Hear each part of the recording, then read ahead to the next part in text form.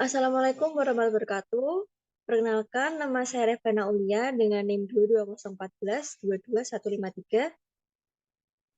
Perkenalkan, nama saya Oktaviana Putri Maharani dengan NIM 3301422104. Perkenalkan, nama saya Putri Sonia dengan NIM 22014-22161. Sebelumnya, saya akan memperkenalkan diri terlebih dahulu sebelum menjelaskan. Nama saya Syanas Amalia Putri, dan saya dari program studi Bahasa Inggris. Kami dari kelompok 10 akan mempresentasikan bagaimana tata cara presentasi karya ilmiah.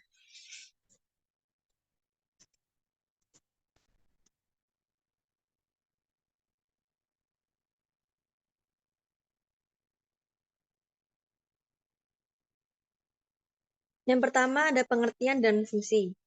Pengertian dari karya ilmiah adalah karya tulis yang dibuat dengan prinsip-prinsip ilmiah berdasarkan data dan fakta, observasi eksperimen, dan kajian pustaka.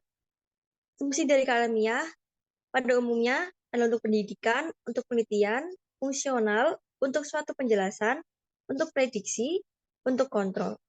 Hakikatnya, fungsi dari karya ilmiah adalah penjelasan atau explanation, ramalan, prediction, dan kontrol. Berikut adalah pengertian presentasi karya ilmiah. Presentasi ilmiah adalah penyajian materi ilmiah berbentuk artikel, dokumen kerja, draft, dan lain-lain oleh pemateri dan penyaji dalam suatu forum ilmiah, seperti seminar, diskusi, simposium, lokakarva, FGD atau diskusi kelompok fokus, dan lain-lain. Yang dihadiri peserta secara sukarela berpartisipasi aktif dalam komunikasi lisan ilmiah tersebut untuk mencapai tujuan yang terwujud dalam waktu yang tersedia.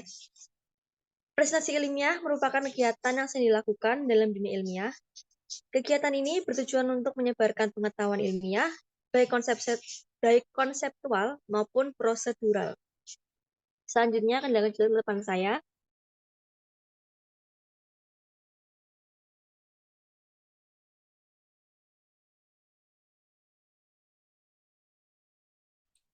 Selanjutnya, tujuan menyampaikan karya ilmiah.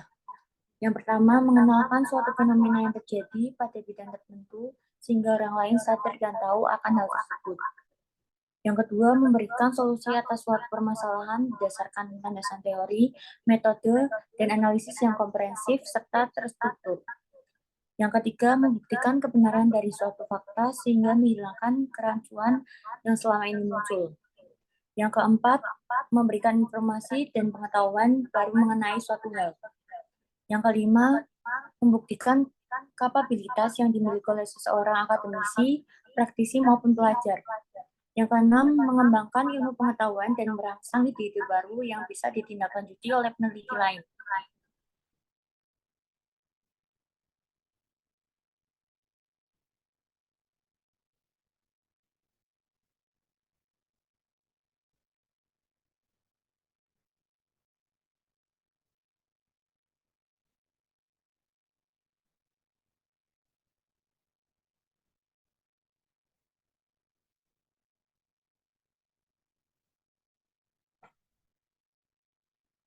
Selanjutnya, peran karya ilmiah.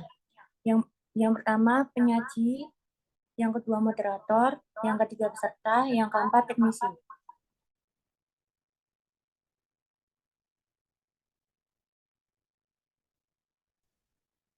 Oke, di sini saya akan menyebutkan terkait etika untuk penyaji, etika audiens, dan etika moderator. Untuk etika penyaji, satu, penyaji memberi dengan baik dan jelas kepada audiens. Dua, penyaji menyajikan bahan sesuai dengan waktu yang disediakan. Tiga, menjaga perilaku. Empat, memberikan kesempatan audiens untuk bertanya. Dan yang kelima, menjawab apa yang audiens tanyakan.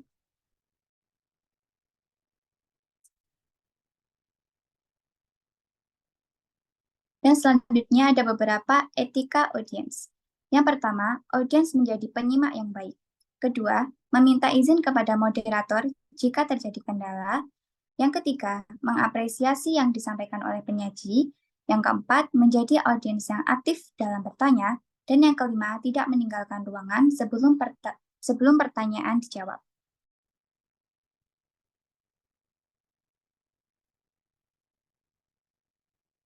Untuk etika moderator, yang pertama, moderator harus adil dalam memberikan kesempatan pada audiens untuk berbicara atau bertanya. Yang kedua, disiplin pada jadwal yang sudah diberikan. Dan yang ketiga, menjembatani antara penyaji dan audiens.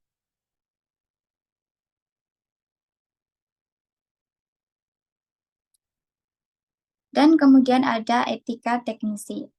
Yang pertama yaitu memastikan alat teknologi yang digunakan berjalan dengan baik dari awal acara hingga selesai. Dan yang kedua, mengontrol peralatan yang digunakan dalam melakukan presentasi. Oke, jadi di sini saya akan menjelaskan tentang cara presentasi karya ilmiah. Jadi ada tujuh cara. Yang pertama adalah kita harus memperkenalkan diri, baik memperkenalkan diri sendiri dan anggota tim. Lalu yang kedua, kita harus membuka presentasi dengan kata-kata yang mengesankan agar mendapatkan perhatian dari audiens atau dari orang yang melihat presentasi karya ilmiah kita. Lalu yang ketiga, ada menyampaikan latar belakang dan fakta yang mendukung. Yang keempat, kita menjelaskan tujuan dan manfaat dari karya ilmiah yang kita presentasikan. Lalu yang kelima, kita memaparkan poin-poin penting dari hasil penelitian. Yang keenam, kita menyampaikan kesimpulan dari penelitian. Lalu yang terakhir, kita mempersilahkan diskusi. Selanjutnya, dalam menyiapkan bahan presentasi juga ada tahapan-tahapan dan cara-caranya. Yang pertama adalah kita menentukan poin-poin penting yang akan dibahas dalam presentasi tersebut. Yang kedua, kita atur poin-poin tersebut agar penyajiannya bisa runtut. Lalu yang ketiga, kita buat kerangka penyajian dalam bentuk bagan alur penyajian. Yang keempat, kita menuliskan dalam bingkai PowerPoint dengan ukuran huruf atau gambar yang memadai, tidak terlalu kecil dan tidak terlalu besar agar baik audiensnya maupun kita bisa membaca dan menyampaikan dengan jelas. Lalu yang kelima, ada pilih rancangan slide yang cocok.